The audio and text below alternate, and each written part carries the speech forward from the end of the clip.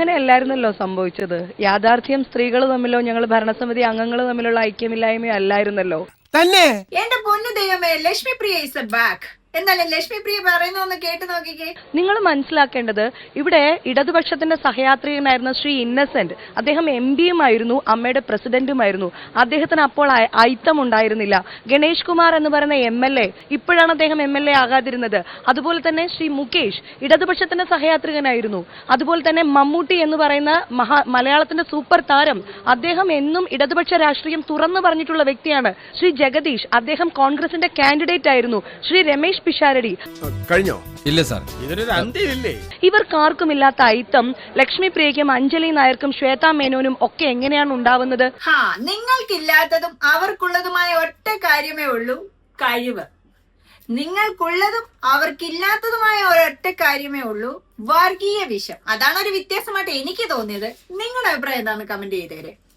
അമ്മ എങ്ങോട്ട് പോയാലും നേരായ വഴിയിലൂടെ പോകണമെന്ന് മാത്രമേ ഉള്ളൂ. കാരണം ഇവര് ഈ അലിഗേഷൻ പറയുന്ന സമയത്ത് ഇവർക്ക് മനസ്സിലാവാത്ത ഒരു കാര്യം എന്ന് പറഞ്ഞാൽ, ഞങ്ങളുടെ ഭരണസമിതിയിൽ ഞങ്ങൾക്ക് ഞങ്ങളുടേതായ വീഴ്ചകൾ ഉണ്ടായിട്ടുണ്ട്. ഒരു ഭരണസമിതിയുടെ അണ്ടറിൽ വരുമ്പോൾ ഞങ്ങൾ ഈ 17 പേരും ഒന്നായിരുന്നു. അവിടുന്ന് അൻസിബ ഹസൻ എന്ന് പറയുന്ന വ്യക്തി മാത്രമേ രാജിവെച്ച് പുറത്തേക്ക് പോയിട്ടുള്ളൂ.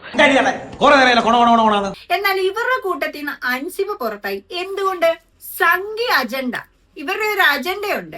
എല്ലാവരെയും ഒരുമിച്ച് നിർത്തി ഇവരുടെ ഒരു റൂൾസും ചട്ടങ്ങളും ഒക്കെ ആക്കി ഇവര് പറയുന്ന പോലെ ഒരു ലോകമാക്കി തീർക്കുക. എന്നാൽ അൻസിബ അതുകൊണ്ട് പുറത്തായി.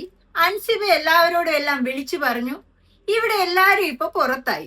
അദ്ദേഹം പോലും വന്നിട്ട് കണക്കുകൾ കൃത്യമല്ല എന്ന് പറയുമ്പോൾ ഈ കണക്കുകൾ ശരിയാക്കി കാണിക്കാൻ അമ്മയുടെ മുൻ സമിതി തന്ന കണക്കിൽ നിന്നും ചെറിയ എമൗണ്ട് മാത്രമേ ഞങ്ങൾ ചെലവാക്കിയിട്ടുള്ളൂ.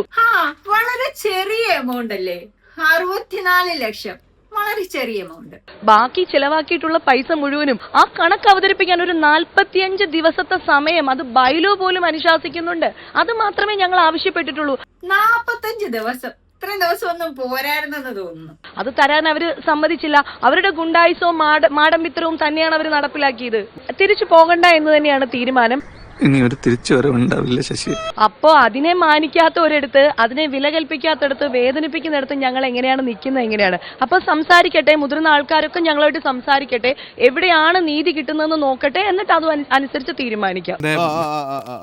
എന്തായാലും ചേച്ചിയുടെ ഈ ഡയലോഗ് ഒക്കെ കേട്ടപ്പോ എനിക്കിതാണ്ട് ഈ സീൻ ഓർമ്മ. 1000 ചാക്ക് സിമന്റിന് വെറും തുച്ഛമായ 1,40,000 രൂപയെ കൊടുത്തിട്ടുള്ളൂ. അതിനാണ്